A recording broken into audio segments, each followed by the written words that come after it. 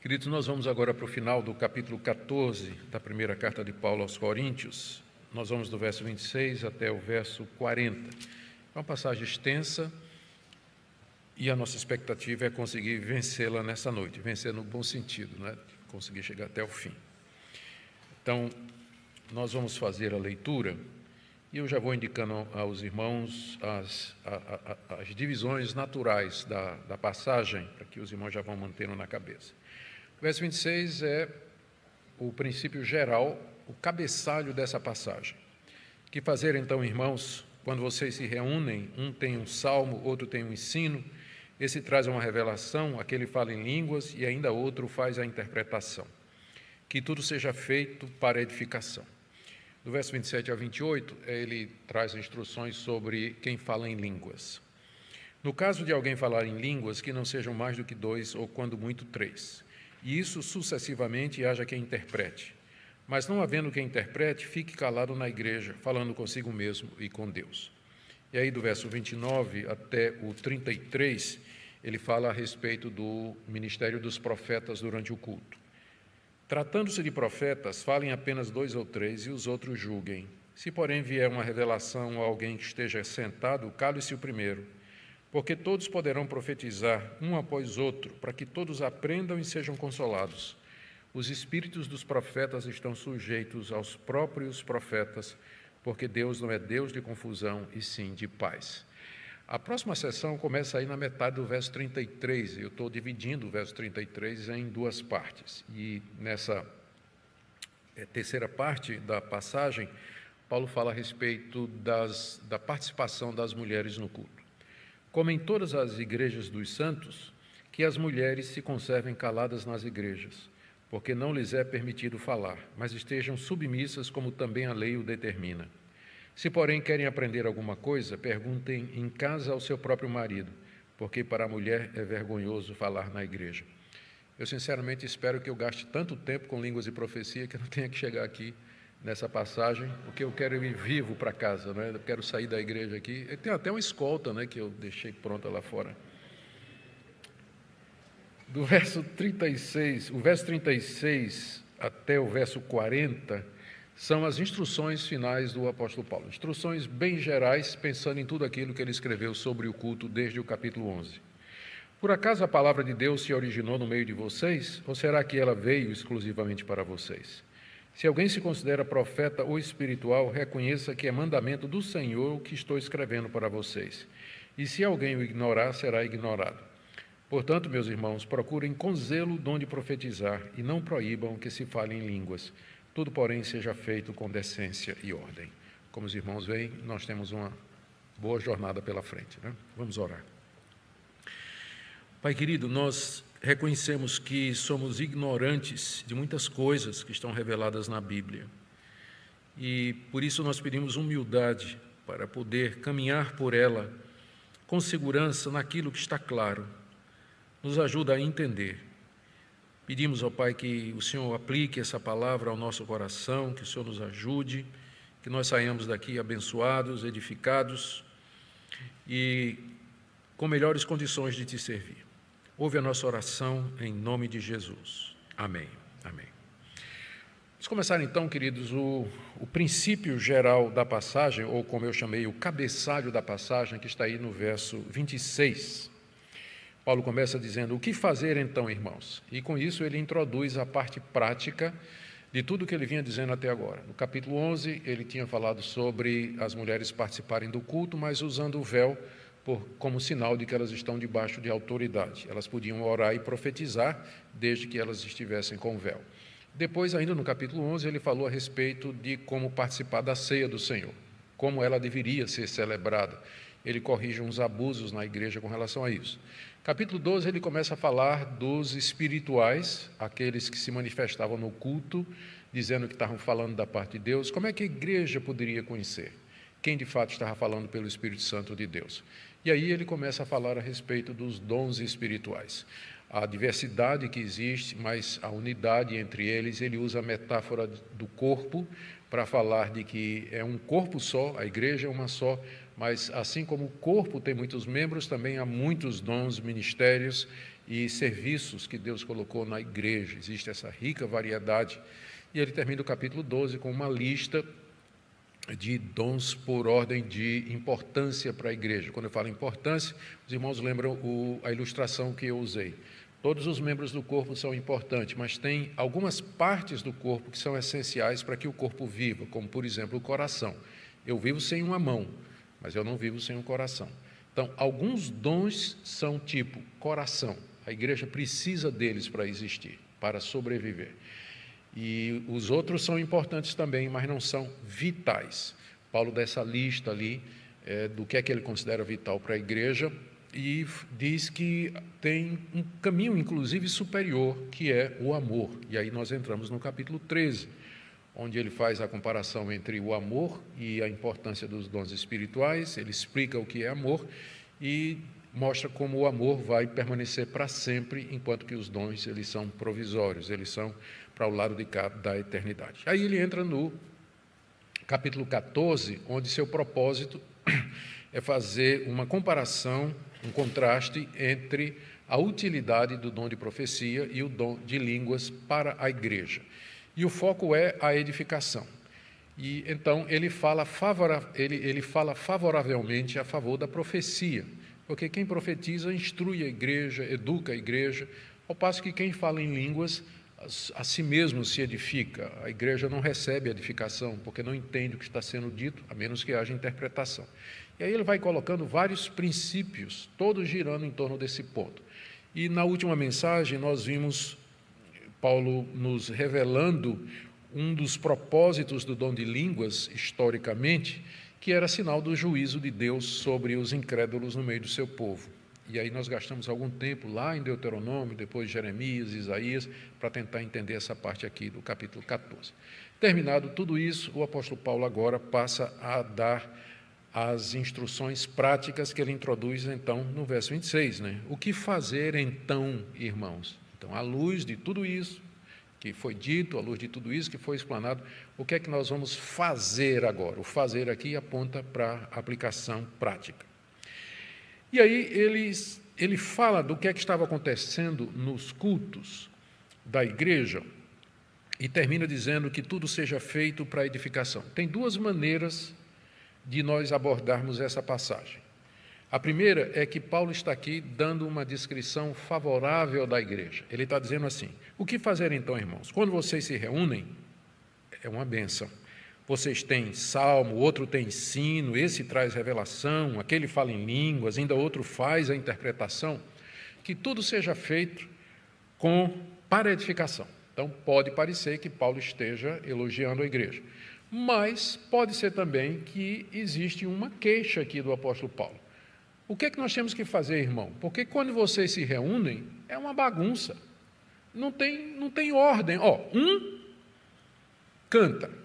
Aí vem outro, traz um ensino. Aí chega outro, tem uma revelação. Mais outro fala em língua. Outro, interpretação. É uma confusão o culto de vocês.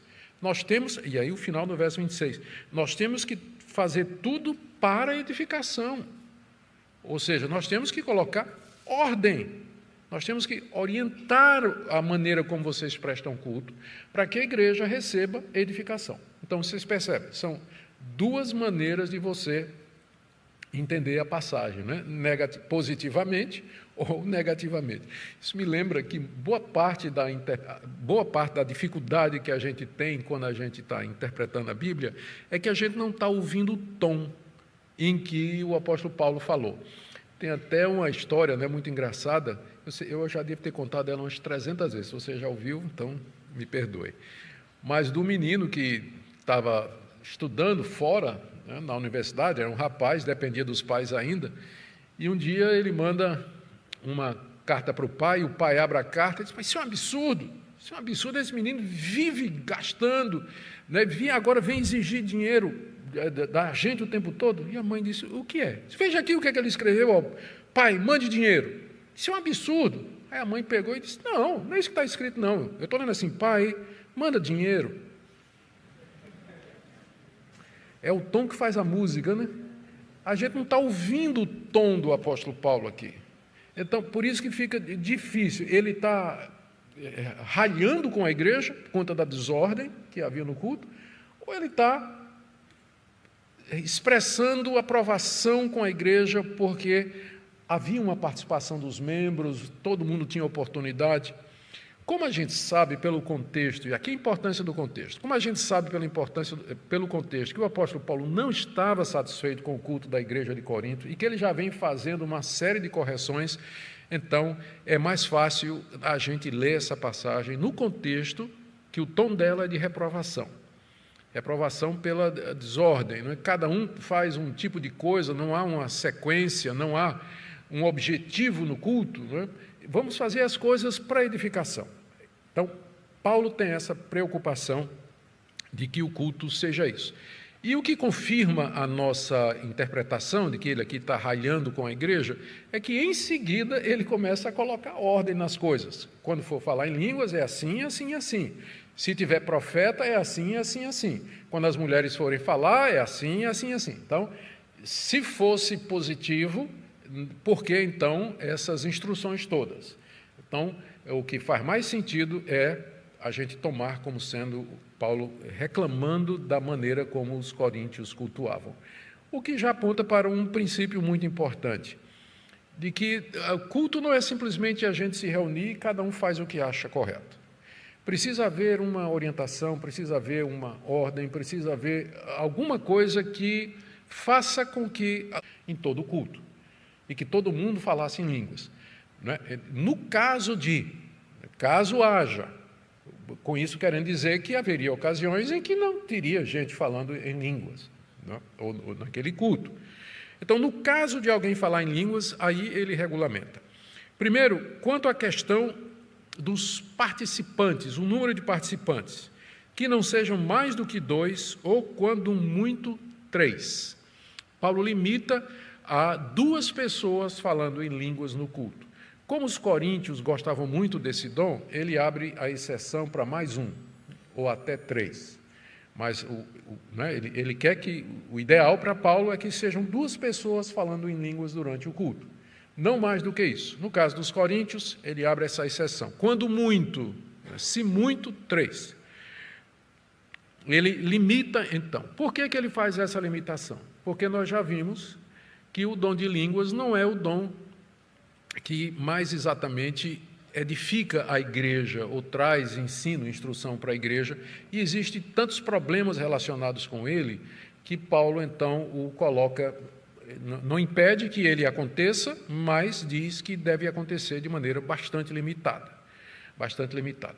Eu confesso que eu não sei o argumento que é usado por alguns irmãos para justificar que num culto da igreja todo mundo fala em línguas, muitas pessoas falam em línguas e que isso é visto como sendo uma coisa boa.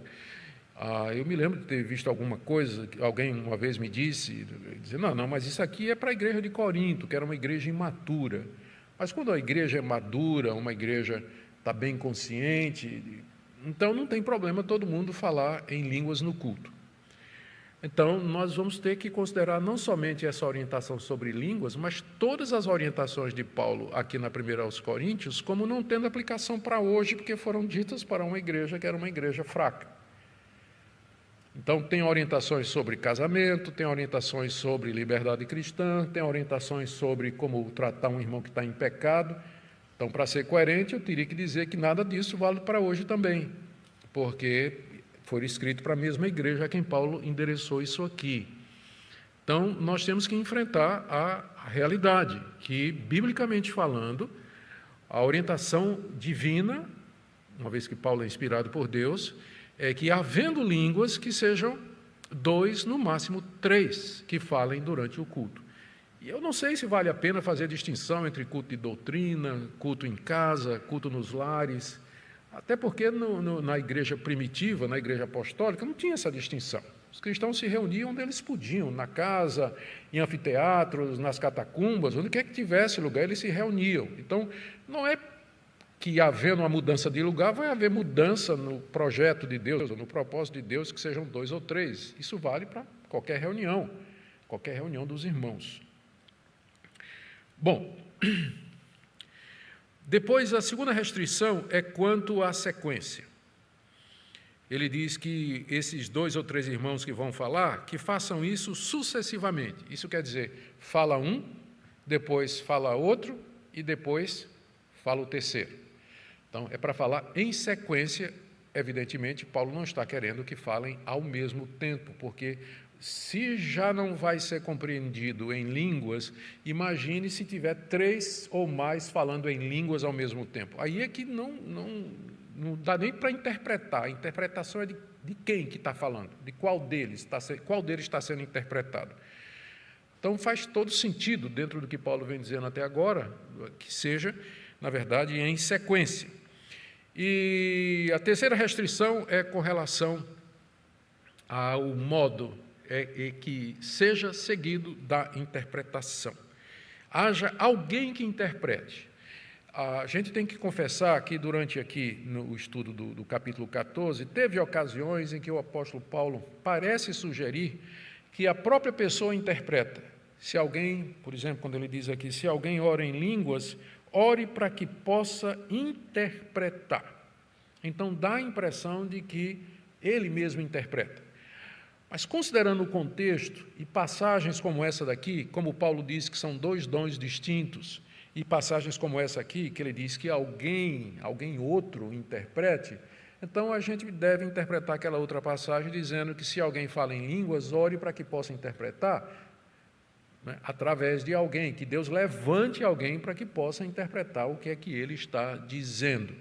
Porque fica, no mínimo, curioso a pessoa falar em línguas e ela também interpretar. Para dar mais validade, para deixar claro da genuinidade da obra de Deus e que realmente é um dom miraculoso que está acontecendo ali, então que seja outro que interprete e que traga a interpretação daquilo que está sendo dito aqui, que traduza para a igreja aquilo que foi dito no idioma que a igreja não pode compreender.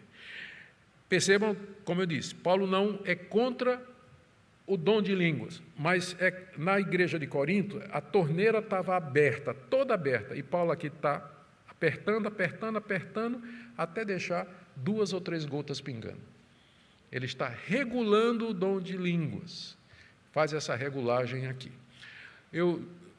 Essa passagem é aquela onde nós nos baseamos para dizer o seguinte, é a minha posição, pessoal, a minha pecha é de sensacionalista, né? Ou sensacionalista, como me xingaram uma vez aqui não sei que rede social foi. Então, eu não sou, eu creio que Deus pode dar o dom de línguas. Eu apenas faço a ressalva de que ele tem, se é de Deus, ele vai ter que ser de acordo com o que Deus está dizendo. Se não está de acordo com isso aqui, não me peça para acreditar, eu não me sinto na obrigação de acreditar que é um dom espiritual. Não vou dizer que é coisa do diabo, Deus me livre disso. Tem gente que diz, mas Deus me livre disso. Mas o irmãozinho ou a igreja deveria rever a palavra de Deus, deveria ver o que é que a palavra de Deus diz a respeito disso. Em seguida, Paulo passa a regular a questão do ministério dos profetas no culto, no verso 29 em diante. E ele traz também algumas limitações. Tratando-se de profetas, ele limita no número. Falem apenas 2 ou 3. O que parece, então, o que sugere que no culto da igreja de Corinto, várias pessoas estavam se levantando durante o culto, talvez até interrompendo o mestre ou o pastor que estava ensinando regularmente, e dizendo que tinha uma revelação da parte de Deus, que tinha uma palavra da parte de Deus para dizer à igreja. O apóstolo Paulo não nega essa possibilidade, mas ele diz que seja 2 ou, no máximo, 3, né? Aliás, ele não usa a palavra máxima. Falem apenas 2 ou 3. 2 ou 3. Não mais do que isso, não mais do que 2 ou 3 profetas falando na mesma reunião. Então, ele limita, como ele fez com as línguas, ele limita o dom de profecia a 2 ou 3 participações ali no mesmo culto. A pergunta é, por que Paulo está fazendo essas limitações? Eu imagino que é para dar espaço para que os mestres pudessem instruir a igreja. Porque não faz, por que ele limitaria? Né? Por que ele, olha, menos de línguas e menos de profecia? Para quê? A razão é óbvia, né? Para que dê espaço para aqueles que vão, os mestres e pastores da igreja, que têm a obrigação de instruir a igreja regularmente. Ainda dos profetas, ele traz aqui o que talvez seja a passagem mais difícil de entender. Ele fala de como se deve proceder na sequência. Verso 30. Se, porém, vier uma revelação a alguém que esteja sentado, cale-se o primeiro. Se vier revelação que está sentado, cale-se o primeiro. Aprendemos aqui que o profeta profetizava em pé, né? Se não vão aprender nada, pelo menos isso, né? Ele profetizava em pé e os outros ficavam sentados. O que significa isso? Se vier revelação a alguém que esteja sentado, cale-se o primeiro. O que é essa revelação? Essa é talvez uma das palavras mais ricas de conteúdo e de significado na Bíblia. Ela geralmente é usada pelo apóstolo Paulo para se referir à elucidação ou revelação de alguma doutrina ou de algum ponto sobre Deus e sobre a história da redenção, que antes estava oculto, mas que agora, com a vinda do Senhor Jesus, está sendo revelado, está sendo mostrado. Deus encarregou os apóstolos de trazer essa revelação e, junto com os apóstolos, nesse período, que a gente chama período apostólico, os profetas igualmente recebiam alguma iluminação a respeito de alguma verdade. Aqui mesmo no capítulo 15, se você quiser me seguir, nós vamos chegar lá, em agosto, se Deus permitir. No capítulo 15, nós vemos o apóstolo Paulo fazendo isso, revelando mistérios. Olha o que ele diz aqui no verso 51, 1 Coríntios 15, 51. Vamos ver o que era a revelação. Eis que vou lhes revelar um mistério. Pronto. Paulo aqui está falando como profeta. Ele vai revelar um mistério. O profeta é o homem que revela os mistérios. É aquele que conhece, está na presença de Deus e recebeu de Deus uma palavra. E ele agora vai trazer essa palavra, vai trazer alguma coisa que vai esclarecer algum ponto da verdade a respeito de Deus. Eis que vou lhes revelar um mistério. E que mistério Paulo revela? Não tem nada a ver com o que está acontecendo na vida dos irmãos, ele não adivinha aqui quem está em pecado, nada. É simplesmente um ponto doutrinário, ele esclarece a doutrina bíblica. Ele diz aqui, vou revelar um mistério, nem todos dormiremos, mas todos seremos transformados. No momento, no abrir e fechar de olhos, ao ressoar da última trombeta, a trombeta soará e os mortos ressuscitarão incorruptíveis e nós seremos transformados. O que é que Paulo está dizendo aqui que ninguém tinha dito antes? O que é que Paulo está revelando? Qual é o mistério? É o mistério do que iria acontecer com aqueles que estivessem vivos na vinda de Jesus. O que é que ia acontecer? Os mortos vão ressuscitar quando Cristo vier. Mas e quem estiver vivo e que não morreu? O que é que vai ser deles? Isso era um mistério. Ninguém sabia, até que Paulo, pelo Espírito Santo, revelou esse mistério. O mistério é esse, que os vivos serão transformados. Eles não verão a morte, mas eles serão glorificados e terão seu corpo incorruptível, justamente ou exatamente como aqueles que forem ressuscitados. Você não vai encontrar esse ensino em nenhum outro lugar. O ensino da ressurreição, os judeus criam na ressurreição dos mortos. Está lá em Daniel, final do capítulo 12 de Daniel, está falando da ressurreição dos mortos. Mas mas veio a pergunta, e quem estiver vivo? E para revelar isso, precisava um profeta de Deus, um apóstolo do Senhor Jesus Cristo, para trazer essa verdade. E essa verdade, então, ela se torna teologia, doutrina, ela é para toda a igreja. Isso é um ensino para toda a igreja, é diferente, entende, de ministérios de profetas hoje que ficam dizendo coisinhas que têm a ver com a vida pessoal das pessoas. Profeta, ele recebia essa revelação de Deus para trazer iluminação para alguma verdade da história da redenção ou dos planos de Deus. Então, agora nós vamos voltar para 1 Coríntios 14, é nesse sentido que a gente vai ter que interpretar isso aqui. Os profetas foram os primeiros teólogos. Os profetas traziam essa luz, traziam essa iluminação a respeito da verdade de Deus.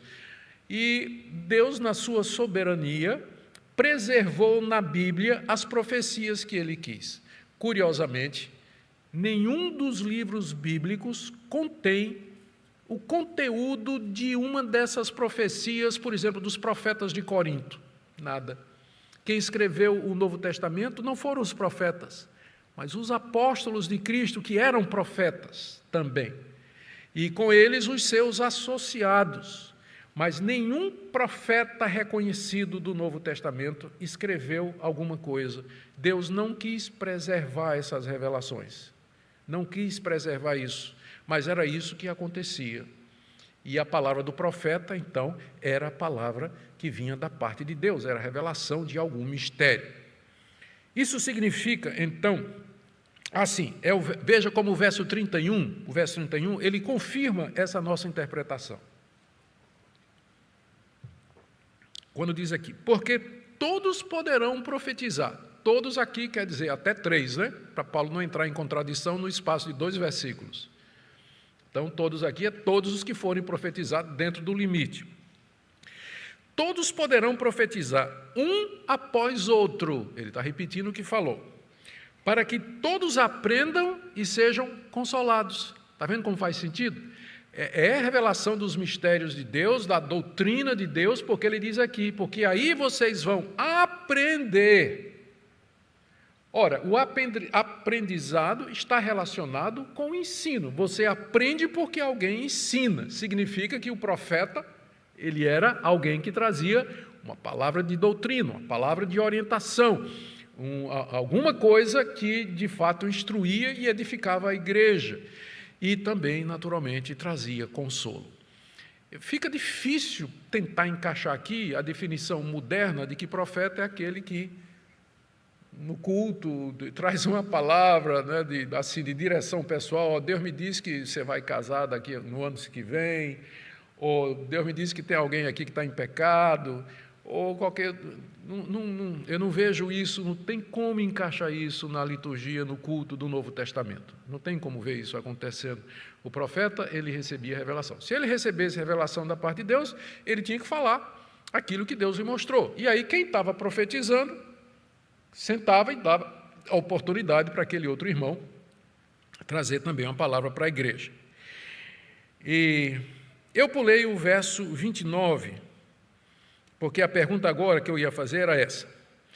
Isso significa que, então, a igreja deveria receber, sem crítica nenhuma, ou assim, sem qualquer reserva, aquilo que o irmão, levantando-se na igreja e dizendo, recebi agora uma revelação de Deus, viesse a falar? A igreja tinha... O que é que diz Paulo aqui no final do verso 29? Verso 29, tratando-se de profetas, falem apenas 2 ou 3, e os outros julguem. Esse versículo é a criptonita daquela passagem, né? Não toqueis no ungido do Senhor. Quem sois vós para falar contra o profeta de Deus? O apóstolo Paulo está mandando julgar os profetas. Próxima vez que chegar um irmãozinho para você e disser assim, por que você está questionando a palavra de Deus? Você lê esse verso para ele. Deus mandou que a gente julgasse os profetas. Por quê? Porque onde tem profeta, tem falso profeta. Onde tem o Espírito Santo, tem espíritos malignos, tem o espírito humano, espírito do erro, espírito do engano. E o crente não deve receber essas manifestações sem crítica, de jeito nenhum. Quanta coisa foi dita já em nome de Deus, e Deus não tinha nada a ver com isso. Em nome do Espírito Santo, o Espírito Santo não tinha nada a ver com isso. Nós somos crentes, mas não somos bobos. A Bíblia manda que a gente tenha fé, mas manda que a gente use a razão. A Bíblia foi dada por um motivo, para que você tivesse um referencial da verdade absoluta de Deus. Aqui você tem um registro da vontade de Deus, quem Deus é, o que é que Ele quer. Você não tem que ficar recebendo palavra de profeta assim, na cara. Vocês podem julgar. E o que seria julgar o profeta? Seria o julgamento da ortodoxia do profeta. O que é que ele está dizendo? Isso bate com o ensino dos apóstolos? Isso que ele está dizendo pode ser comprovado ou está embasado naquilo que o Senhor Jesus ensinou com o Antigo Testamento, com a revelação de Deus? Ou esse profeta está trazendo alguma coisa que está contra a palavra de Deus? Lembra que no início do capítulo 12, Paulo fala de profetas que estavam dizendo: Jesus é maldito no culto. Jesus é maldito, Jesus é anátema. Precisamos julgar os profetas. Eles não têm direito a falar o que eles querem na igreja sob pretexto de que receberam a revelação da parte de Deus. Infelizmente, esse clichê, não toqueis no ungido do Senhor, não blasfeme contra o Espírito Santo. Isso não é blasfemar contra o Espírito Santo. Você julgar o que está sendo dito, se procede de Deus ou não. O apóstolo João vai dizer na sua primeira carta: examinai os espíritos se procedem de Deus, porque já muitos falsos profetas saíram pelo mundo. Nós não queremos ser enganados por falso profeta. Eu não quero ser enrolado por um falso profeta. Nenhum falso profeta vem com rótulo na testa: falso profeta. Não vem. Eles vêm falando nossa linguagem, cantando os nossos hinos, eles vêm usando a nossa Bíblia, participando das nossas igrejas, e aí vão disseminando os ensinos dele. E sempre dizendo assim: Deus me falou, eu tenho autoridade da parte de Deus, Deus me enviou. Mas nós não vamos receber isso sem examinar. Alguém poderia dizer que o seguinte, argumentar: mas Paulo, quando o Espírito Santo vem sobre mim, eu não tenho controle, eu tenho que falar aquilo que o Espírito Santo me manda falar. Eu sei que está dizendo 2 ou 3, mas se o Espírito Santo vier sobre mim, se eu estiver cheio do Espírito Santo, ou se tiver uma palavra assim, uma coisa inédita, uma coisa que totalmente revolucionária. Olha o que Paulo diz no verso 32. Os espíritos dos profetas estão sujeitos aos próprios profetas. Quando fala do espírito do profeta, e que está sujeito ao próprio profeta, quer dizer o seguinte: o profeta, em nenhum momento, no ato de profetizar, ele perde o domínio próprio, ou o controle de si. Ele sabe exatamente o que é que ele está fazendo, o que ele está dizendo. O espírito do profeta está no controle do profeta, para que ninguém venha alegar: mas eu disse isso porque o Espírito Santo veio sobre mim. Eu falei, eu tinha que falar porque o Espírito Santo me mandou. Meu irmão, você não perde o controle quando o Espírito Santo vem sobre você. Fruto do Espírito é domínio próprio, está lá em Gálatas. É um fruto do Espírito, domínio próprio. Pessoas que acham que quanto mais cheio do Espírito Santo você está, mais louco você fica, nunca leu a Bíblia. Nunca leu a Bíblia. Portanto, Paulo diz aí no verso 33, porque Deus não é Deus de confusão, e sim de paz. Deus é um Deus de paz, por isso que ninguém fica sem controle quando o Espírito de Deus vem sobre ele, porque o Espírito de Deus ele produz a paz, e não confusão na igreja, e não esse tipo de coisa na igreja. Muito bem, agora vamos para o terceiro grupo que está sendo orientado aqui pelo apóstolo Paulo. Não dá mais tempo, ó.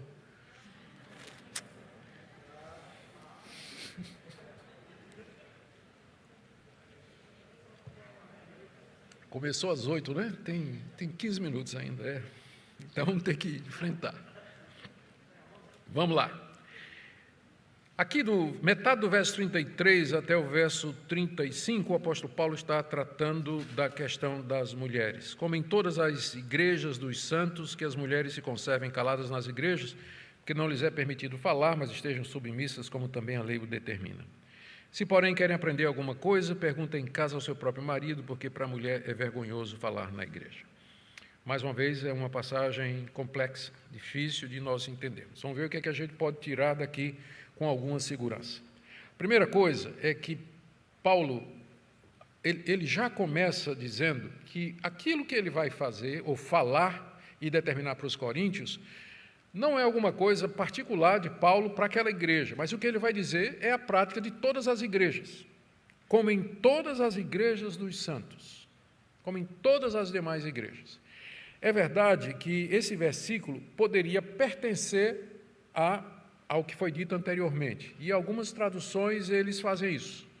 Eles só vão colocar o negrito no final do verso 33 e no início do verso 34, fazendo a separação. Algumas traduções fazem isso.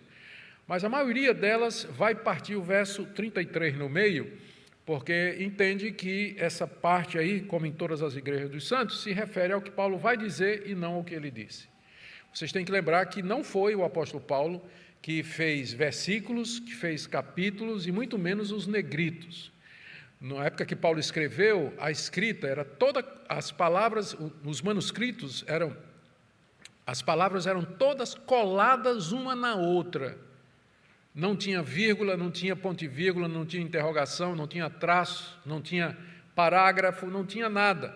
Então, essa divisão bonitinha e organizada que você tem aí é trabalho dos tradutores, trabalho sério, trabalho bem feito, mas de vez em quando, né, nós já vimos que eles colocam o negrito onde eu acho que eles não deveriam colocar, e às vezes eles dão uma acertada boa aqui, não é? Quem dividiu a Bíblia o Novo Testamento em capítulos e versículos, isso aí data da Idade Média, né, bem no início da Idade Média, um pouco depois da Idade Média, e essa Bíblia moderna, com os negritos e tudo mais, já é mais do nosso tempo, né? Então, eles estão aqui dizendo que quem fez a divisão errou, porque o verso 33, na verdade, a primeira parte é antes e a segunda parte é para o depois.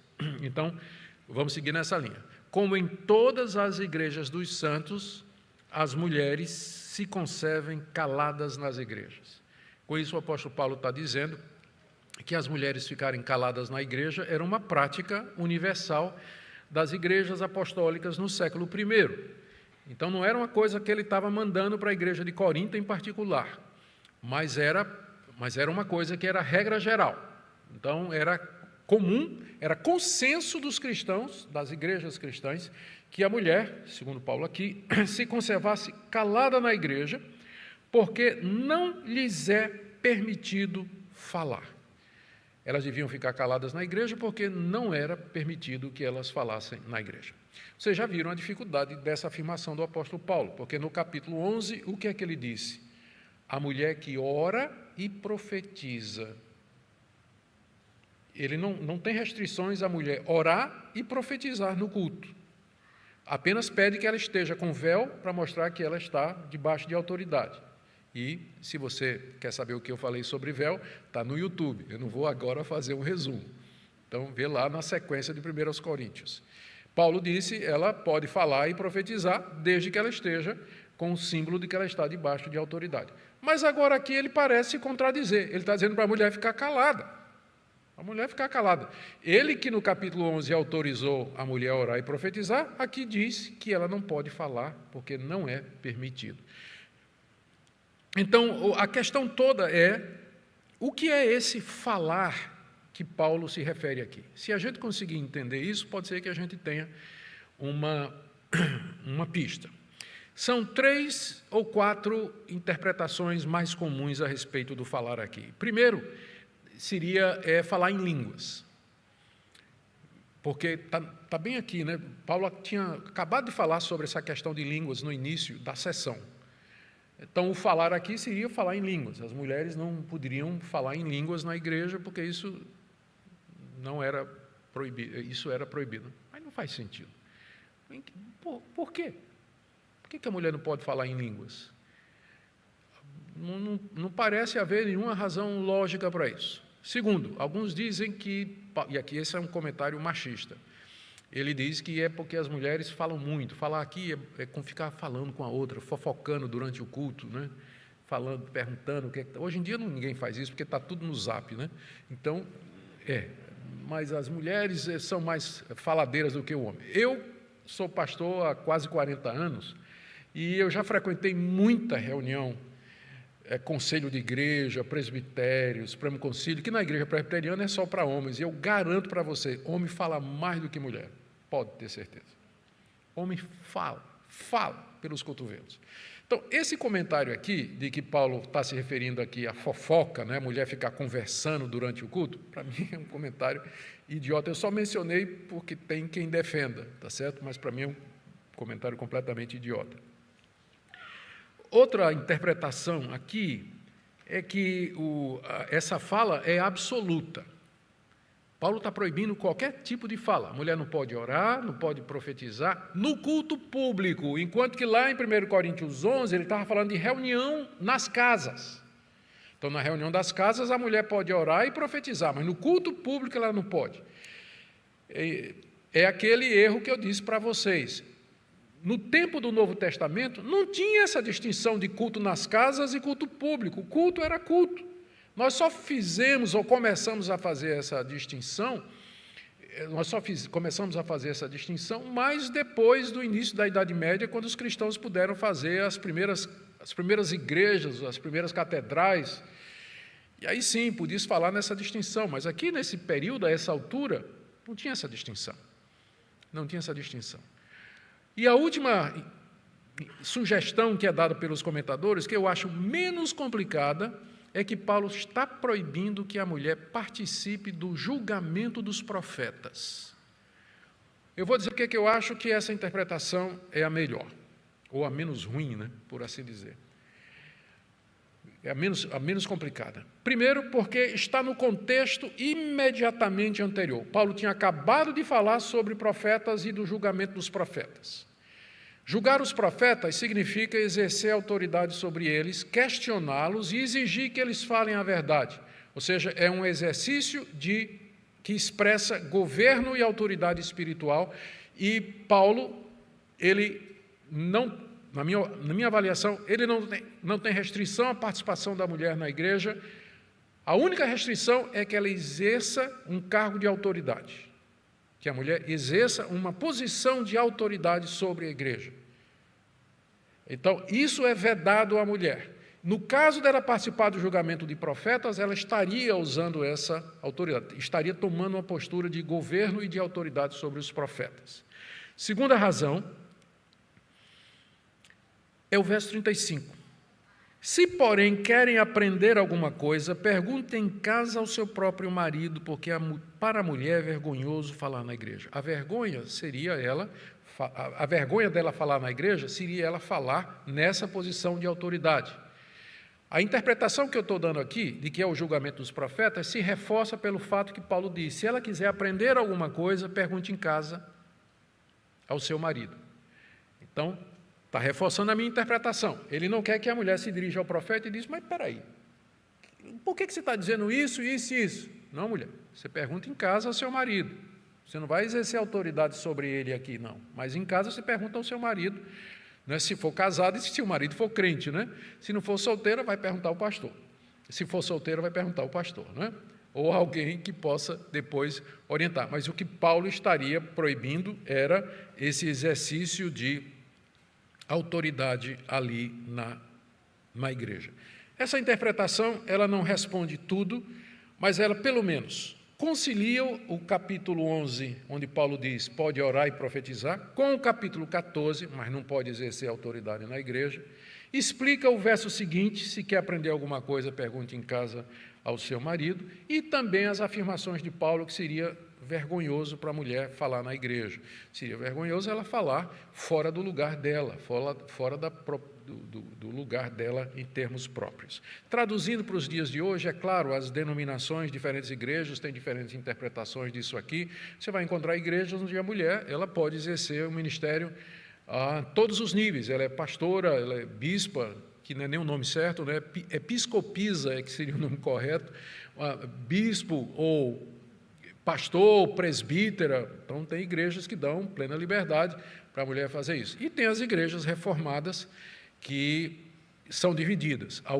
Em algumas igrejas reformadas, realmente a mulher não pode nem fazer oração silenciosa. Né? Não pode nem fazer oração silenciosa. Estou exagerando, né? Vocês não riram, não sei porquê, mas foi uma piada boa essa, né? Bom, eu devo estar cansado. Então, mas em algumas igrejas reformadas, a mulher não participa absolutamente em nada. Nada. Outras igrejas reformadas fazem apenas a restrição de ser pastora e presbítera, elas não podem exercer, ou diaconisa, que elas não podem exercer autoridade, a autoridade está vinculada ao cargo eclesiástico, mas que pode se dirigir à igreja, pode trazer uma palavra debaixo da autoridade do pastor. Bom, Paulo termina aqui do verso 36 até o verso 40, trazendo algumas orientações gerais e amplas de tudo o que ele falou. Primeiro, no verso 36, por acaso a palavra de Deus se originou do meio de vocês? Ou será que ela veio exclusivamente para vocês? Se alguém se considera profeta ou espiritual, reconheça que é mandamento do Senhor o que estou escrevendo para vocês. Que passagem importante. Paulo fecha tudo isso aqui, essa sessão que ele começou no capítulo 11 até o 14, que é sobre o culto, ele fecha dizendo o seguinte: vocês acham que vocês são uma igreja espiritual. Então, se alguém é profeta ou espiritual, reconheça que isso que eu estou escrevendo é mandamento do Senhor. Paulo aqui coloca a sua autoridade apostólica acima dos profetas e dos espirituais. Espirituais eram os que falavam em línguas, conforme nós já vimos, né? Já desenvolvemos esse tema. Então, se alguém se considera profeta ou espiritual, reconheça que o que estou escrevendo é mandamento do Senhor. Esse versículo também é importante, porque às vezes as pessoas perguntam, mas e o cânon do Novo Testamento, né? Os livros do Novo Testamento, como é que se originaram? Como é que foi isso? Foi a igreja que determinou? Não, os apóstolos tinham consciência de que estava escrevendo da parte de Deus e que estava escrevendo inspiradamente os mandamentos do Senhor. Essa é mais uma passagem que prova isso. O que a igreja fez foi reconhecer a autoridade dos escritos apostólicos, mas a igreja não determinou o cânon, ela reconheceu esses livros, eles se impuseram, porque eles foram escritos por pessoas inspiradas por Deus. Primeiro ponto, então, do apóstolo Paulo. Isso tudo que eu acabei de escrever é mandamento de Deus. Gente, como isso é importante. Isso que ele acabou de escrever aqui envolve até o número de gente falando em línguas, o número de profetas falando, e ele diz, isso é mandamento do Senhor. A gente não pode levar isso na brincadeira, não. A gente tem que levar essas coisas com toda a seriedade. Essas orientações que ele dá aqui a respeito da participação no culto, isso é mandamento de Deus. E ele diz no verso 36, né, preparando-se para dar essa palavra, por acaso a palavra de Deus se originou por meio de vocês, ou será que ela veio exclusivamente para vocês? Ele está aqui confrontando o que ele sabe que vai ser a reação da igreja de Corinto, uma igreja arrogante, uma igreja que queria ser mais espiritual do que o apóstolo Paulo. Aí Paulo pergunta, a palavra de Deus começou com vocês? A palavra de Deus começou em Jerusalém, o evangelho começou em Jerusalém, há 20 anos atrás, 25 anos atrás. Ou a palavra de Deus veio só para vocês? Vocês não são tão assim privilegiados e excepcionais que vai ter exceção à regra. Não vai ter exceção à regra para vocês. Isso que eu estou dizendo é mandamento do Senhor. Tem que obedecer. Segunda orientação aqui, assim, no verso 38 ele diz, e se alguém o ignorar, será ignorado. Verso 39, portanto, meus irmãos, procurem com zelo o dom de profetizar, e não proíbam que se fale em línguas. Billy Graham, no livro dele sobre o Espírito Santo, ele resumiu essa passagem aqui de uma forma extraordinária, falando sobre o dom de línguas. Não procure e não proíba. Não procure e não proíba. Claro, proíba se estiver fora do que Paulo disse aqui. Se vem fora do que Paulo disse aqui, né, tem que ser proibido. Mas não procure e não proíba, porque ele está dizendo, procurai com zelo o dom de profetizar e não proíbam que se fale em línguas. E a regra final está aqui no verso 40. Tudo, porém, seja feito com decência e ordem. Para quem acha que não pode ter ordem no culto, né? Que o culto é assim, vai levando. Quem se sentir guiado por Deus, se levanta e faz alguma coisa. A palavra ordem aqui no grego é a palavra taxis, que significa sequência, alguma coisa ordenada segundo uma sequência. E é a base dos princípios de liturgia, ou seja, o culto ele segue uma sequência natural. Não tem um modelo litúrgico na Bíblia, mas tem princípios, e há princípios da própria razão. Se eu, por exemplo, venho adorar a Deus, é bom eu começar lembrando quem Ele é. Então, seria ótimo, né, que no início de cada culto nós tivéssemos leitura da Bíblia, cânticos e orações, exaltando a Deus, mostrando quem Ele é, para que a gente saiba quem a gente veio adorar. Aí, em seguida, essa contemplação desse Deus maravilhoso, em contraste, me faz ver que eu sou um pecador. Quem sou eu para estar aqui na presença desse grande Deus? E aí, a confissão de pecado segue-se naturalmente disso aí. E aí estamos prontos para ser instruídos por esse Deus. Aí vem a pregação da palavra. Vamos, em resposta à palavra de Deus, mostrar nossa gratidão a Deus. Podemos cantar a Deus, podemos dedicar nossa vida. Apelos para consagração e dedicação ao Senhor, está em ordem aqui. Ou seja, há uma ordem natural. Em vez de simplesmente sair, né, vamos dar palavra a fulano, vamos fazer isso com cicrano, agora a banda tal vai falar, e agora os irmãos não sei de onde vão cantar. É aquilo que Paulo diz, meus irmãos, quando vocês se reúnem, um faz isso, outro faz isso, outro faz isso. Vejam como ele procura trazer ordenação ao culto. O próprio apóstolo Paulo trazendo ordenação ao culto, porque assim a gente aproveita melhor. Não é à toa que Paulo chama o culto de culto racional. Em Romanos capítulo 12, o vosso culto racional. Existe uma racionalidade que não exclui o Espírito Santo. Não exclui o Espírito Santo. Aliás, eu acho que o Espírito Santo age mais através dos recursos e dos meios e das leis que ele mesmo estabeleceu, que é o uso lógico da nossa razão e da maneira como nós funcionamos. Amém, irmãos? Que Deus abençoe a vida de vocês, que Deus os encha de alegria em cultuar esse Deus, que no meio das nossas provações, sofrimentos e angústias, a gente possa buscar sempre esse Deus e louvá-lo de todo o coração.